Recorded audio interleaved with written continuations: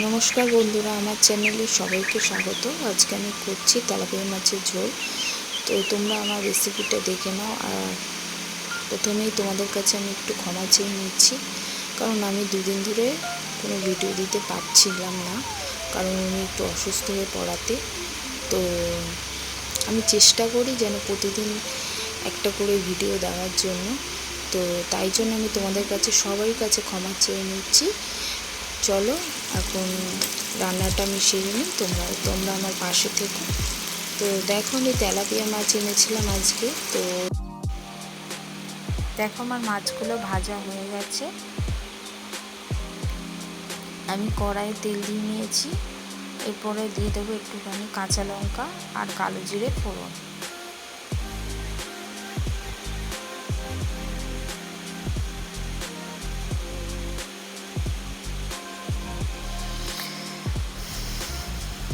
রান্না করতে করতে তোমাদের সাথে একটু কথা শেয়ার করি। জানো তো বন্ধুরা, যে ঘরের লোক অসুস্থ হলে কোনো কিছুই ভালো লাগে না, একটু তখন মনে হয় নিজেই অসুস্থ, একটু ভেজে নেব। তাই কী যে করবো জানি না।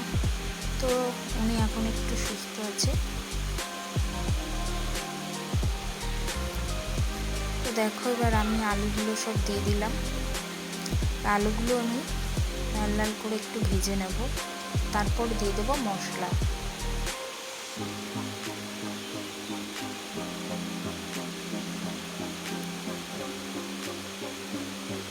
আলুটা আমার লাল লাল করে ভাজা হয়ে এসেছে। এরপর দিয়ে দেবো একটু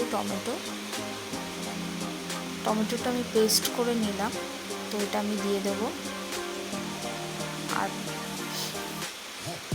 টক দই একটু আমি মেখে রেখেছি মশলা দিয়ে, তো ওটাও আমি এর মধ্যে দিয়ে দেবো। আর দিয়ে দেবো আদা রসুনের একটু পেস্ট।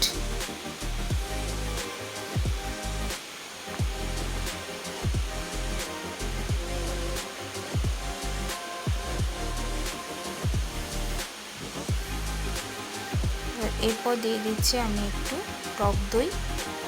এটা আমি সব মশলা দিয়ে একটু পেস্ট করে রেখেছিলাম। আর দিয়ে দেবো একটুখানি আদা রসুনের পেস্ট।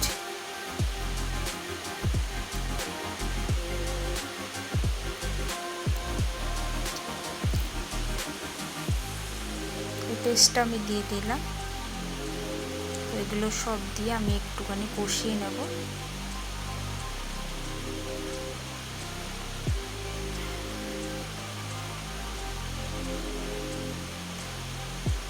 তো তোমাদের আমি সব কিছু, আমার লাইফের আমি সব কিছুই তোমাদের আস্তে আস্তে দেখাবো। তো শুধু তোমরা আমার একটু পাশে থেকো।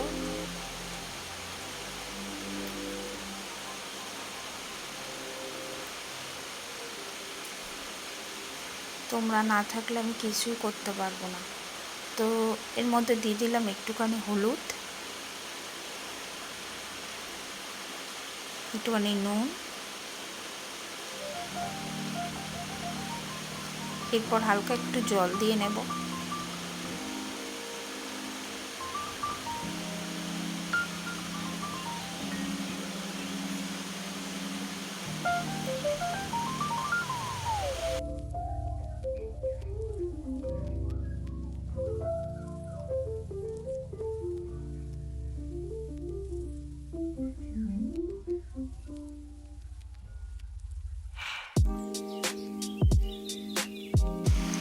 দেখো, এবার একটু জল দিয়ে নিলাম।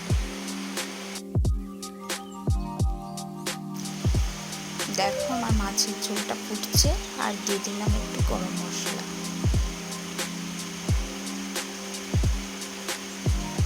তো প্রায় মাছের ঝোল আমার হয়ে এসছে।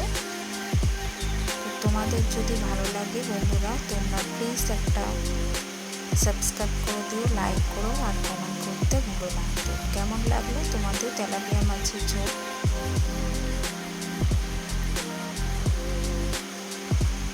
তো আজকের মতো এখানেই।